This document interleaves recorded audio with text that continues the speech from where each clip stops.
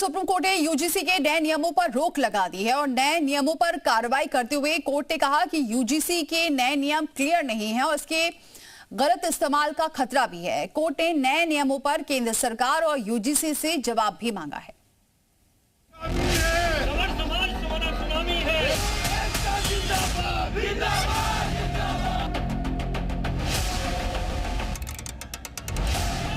UGC के नए नियमों के विरोध में पूरे देश में पिछले कई दिनों से प्रदर्शन हो रहे थे, लेकिन सुप्रीम कोर्ट ने यूजीसी के नए नियम पर जैसे ही रोक लगाई, हर जगह जश्न शुरू हो गया। जगह जगह लड्डू बांटे गए। सुप्रीम कोर्ट ने यूनिवर्सिटी ग्रांट्स कमीशन यानी यूजीसी के नए नियमों पर अगले आदेश तक रोक लगा दी है। सीजीआई सूर्यकांत और जस्टिस जॉय माल्या की बेंच ने कहा है कि इसके प्रावधान स्पष्ट नहीं है और इनका गलत इस्तेमाल हो सकता है। यूजीसी के नए नियमों पर सख्त टिप्पणी करते हुए सुप्रीम कोर्ट ने कहा कि नियमों का दुरुपयोग हो सकता है। 75 साल बाद भी जातिगत भेदभाव है।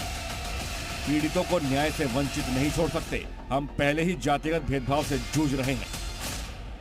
यही नहीं, सुप्रीम कोर्ट ने यूजीसी के नए नियमों पर सुनवाई करते हुए रोक लगा दी है। केंद्र सरकार और यूजीसी को नोटिस भी जारी किया। केंद्र सरकार से 19 मार्च तक कोर्ट ने जवाब मांगा है। साथ ही सुप्रीम कोर्ट ने कमेटी बनाने का आदेश दिया है। यही नहीं, नए सिरे से ड्राफ्ट तैयार करने के निर्देश दिए हैं।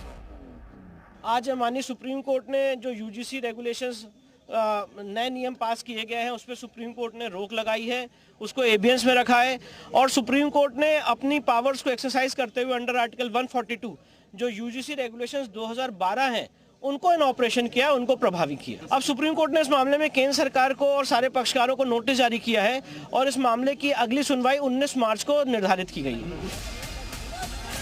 यूजीसी के नए नियमों पर रोक लगने के बाद जश्न शुरू हो गया। जगह जगह लड्डू बांटे गए। यूजीसी नए नियमों पर रोक लगने के बाद लोगों की खुशी देखने लायक थी। यूजीसी के नए कानून का नाम है promotion of equity in higher education institution regularisation 2026। इसके तहत कॉलेजों और यूनिवर्सिटी में एससी, एसटी और ओबीसी छात्रों के खिलाफ जातीय भेदभाव रोकने के लिए कई निर्देश दिए गए थे।